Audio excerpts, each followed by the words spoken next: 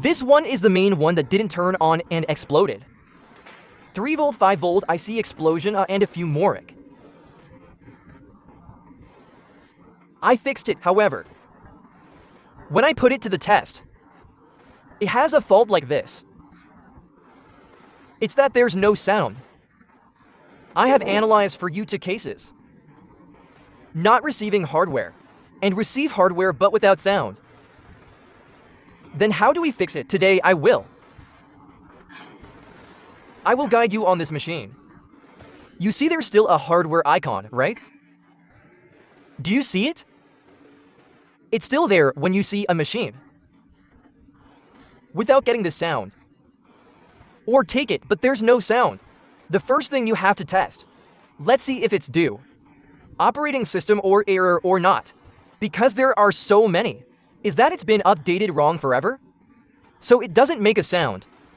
Before you touch the hardware, you have to make sure that the operating system, it's no problem.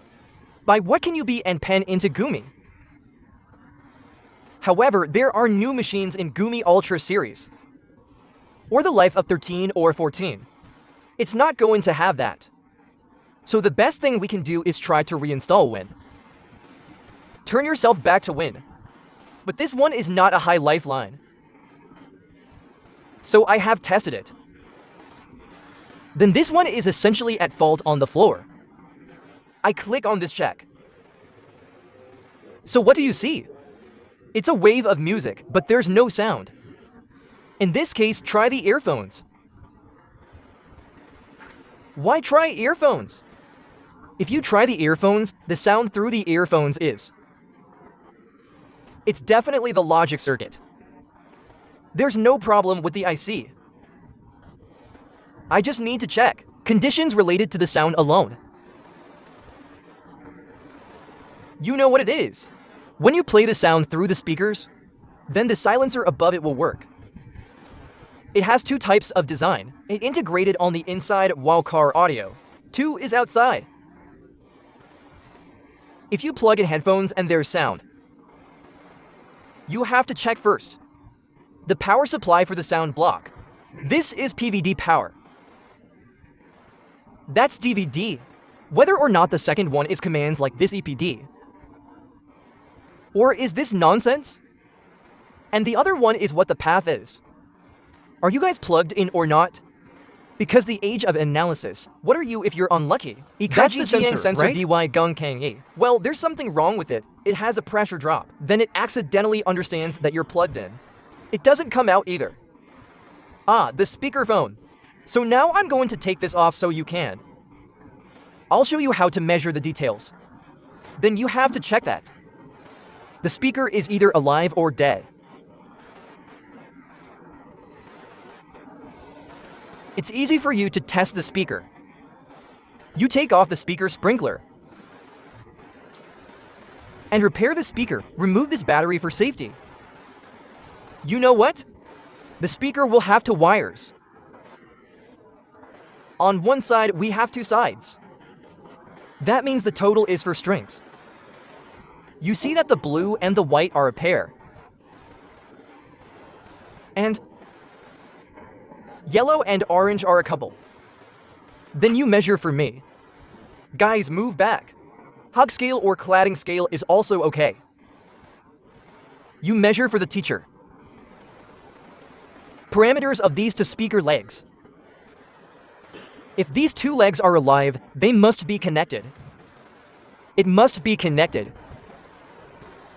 I'll measure it for you.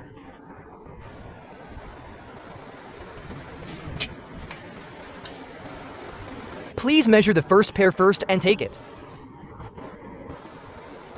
This blue and white, you measure this. Connected yet? Well, measure it with Oreo charcoal. You can see that the millet is removed immediately because of the fiber. The circuit of the speaker is very small. You measure by the guy with the cords. Sometimes it takes too long, and there are too many of them that break the speaker cord. So the first pair is connected. What's the second pair? Everything is connected. So the speaker works normally. It's not because the speaker is out. You see, this is the one. The area that. Plug in this speaker pin. is normally. It sounds like it's ranged around this area. I am not going to take it off in a hurry because I want to see the map to see where it is. We can measure the lines. That signal without having to remove all the slats, right? When you open Boardview, click on it. That's the foot of the speaker. You know where this sound is controlled from, right? Well, if it's an IC that's integrated with sound, the speaker sprinkler will be connected directly to the audio IC. So you just click on any one leg, and then you see it's passed through this R. Click on R and you'll see that it feeds on the sound IC. Here, let's see above. What's the diagram? Well, we've got to read the diagram first. We need to see. Let's see what the legs are that we need to examine. Then we'll check. Before what? You all have to have a plan in mind, right? Through one.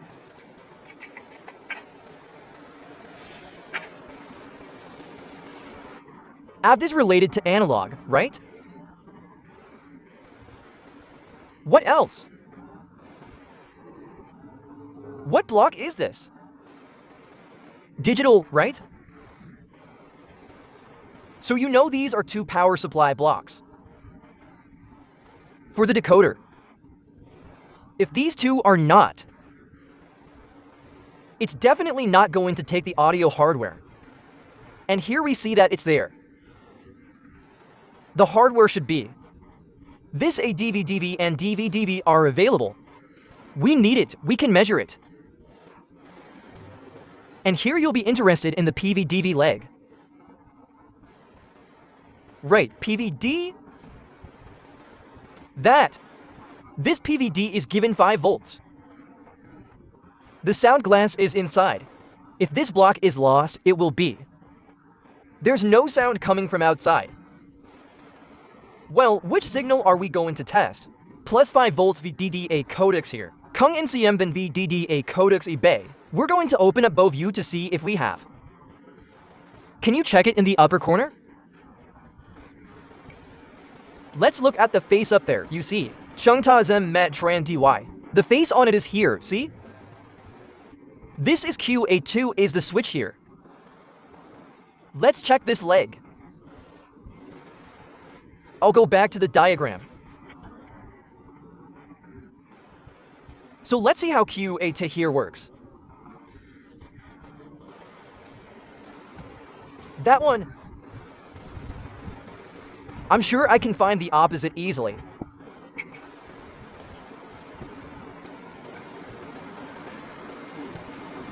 Here QA2. As you can see, it takes 5 volts, and the double voltage is. It's at the previous level. I'm going to move on to a child here. Every deal, right? And here you see it has a cuff. And it shows that this is an unhugged carrier. If in that case you're at fault, you can't hold this. Then we'll check the second QR so that we can see. This one, how much pressure does it have? You see what's wrong with leg D, right? Feet. As is 5 volts, right? And here's the G foot. What are your volts? Not comma 8, so there is obviously this permission error.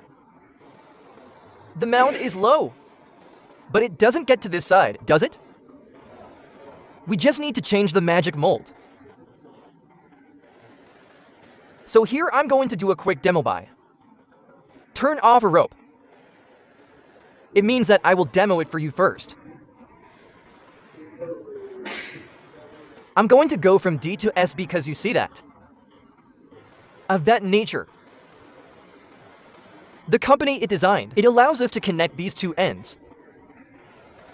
I looked at the map I saw.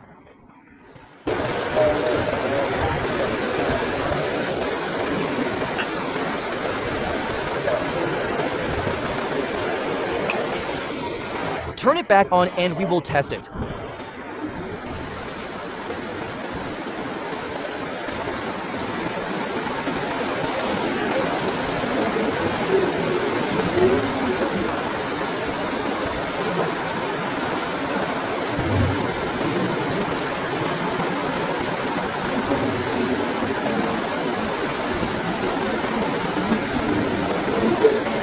listening in the wind to see if there's a sound.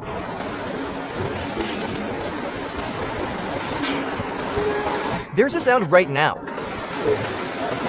Open the sound to test. The sound of booting into the wind is a little small. You're not going to hear it. Now I'm going to play music here for you to see. Make this remix. This is an error key.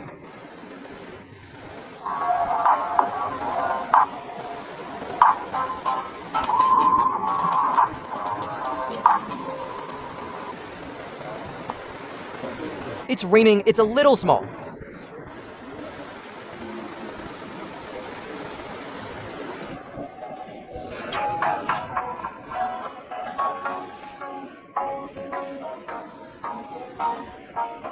This is where it loses power to the muffler. Show em lie. So now you're assuming there's a supply of sound. Then I will. Check what's right. Then you'll check the turn off and turn on command for the sound. Well, look at this IC, you see.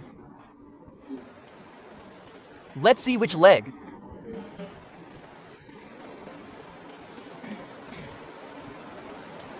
Here you see the ECM here. ECM is the command. Turn off the sound from I/O, right? It changed its name to power down. This PD is powered down. Well, if this is low, it means that the request is to turn off the sound. Then you have to fix it to that level. To a high level. You see, it's given from I/O right hip over foot S4.